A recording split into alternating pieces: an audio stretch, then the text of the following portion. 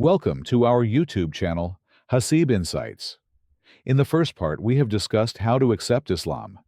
Now you are watching second part of this series, where you will know about how to live as a true Muslim and what are the 5 pillars of Islam. Before going to second part, consider taking a Muslim name. It is not obligatory, but it is a highly recommended option and will help you develop your new identity. You may simply take on your new name in addition to your given name, or change your name to your Muslim name. Keep your surname as it is, or change it to bin if you are male, or bint if you are female, followed by the name of your father. That is, if your father is Richard Archer, you might change your name to Fatima bint Archer, or Fatima bint Richard Archer. Part 2. Living as a Muslim one. Pray 5 times a day. Understand that the 5 obligatory daily prayers are central to the life of every Muslim. Pray at dawn, after it strikes noon, in the mid-afternoon, at sunset, and at night. The exact times will depend on the season, as worship is timed according to the sun's position. Pray at your mosque when possible, if you are male. Females can pray at home if they wish, in a clean corner of the home, dedicated for prayer. Learn about the essential elements of the prayer and what invalidates the prayer. New Muslim children over the age of 7 should be taught and encouraged to pray as a priority. Prophet Muhammad, peace be unto him, teaches that those over the age of 10 should be disciplined if they show any reluctance to learn and perform this primary duty. Make dua throughout each day. Praise and thank Allah, and ask in your own words for help, support, and guidance. Always acknowledge every sin and ask for forgiveness. Second, observe Ramadan. Ramadan is a holy month. Observe it by praying, fasting, and performing acts of charity. So long as you are physically able, you are required to fast during Ramadan. Fasting means abstaining from sunrise to sundown from all food and drink, as well as sexual activity. Exceptions are made for children that have not reached puberty. Self-discipline lies at the core of Islam.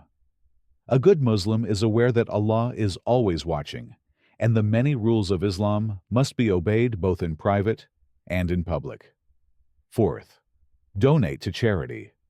As a Muslim, you are required by the Quran to donate 2.5% of your earnings to the poor. This is called zakat.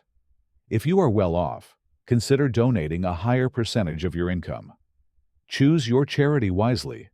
Make sure it is handled well so that it directly benefits the poor. There are many Muslim charities that ensure that our zakat reaches those most deserving. 4. Make a pilgrimage to Mecca. If you are physically and financially able, you must travel to the holy city of Mecca in Saudi Arabia at least once in your lifetime. Prepare spiritually before making this trip, as it is a momentous occasion. Go during the period of Hajj, between the 8th to the 12th of Dhu al-Hijjah. This is the final month of the Islamic calendar, and changes yearly based on the moon. 5. Study the Quran. Read the Quran every day as much as you are able. You may read by yourself or with other Muslims. Consider taking a class on Islamic scripture at a mosque or an Islamic center. Memorize some of your favorite surahs and recite them during your prayers, salah. Try to make sure you learn to recite the Quran with the correct pronunciation. Learn the meaning of the words of the Quran and try to incorporate its lessons in your daily life. Learn about the habits and practices of Prophet Muhammad, peace be unto him, known as the Sunnah, and try and incorporate these into your life. For example, the adhkar that he would recite. 6. Strengthen your faith. Live with the intention of glorifying Allah in all your actions. Seek to uphold the faith of your fellow Muslims. Contribute to your community's efforts at Fard al-Kifaya, and contribute to charity efforts. Get involved at your local Islamic center, masjid, or Muslim student group if you are a student. Assert your Muslim identity by dressing with modesty, order, and elegance in accordance with Islamic tradition. Women are required to cover themselves with plain, loose clothing, with the exception of their face and hands. Children should be required to adopt the Islamic dress code. So viewer, thanks for watching our video. If you have recently accepted Islam, then comment on this video.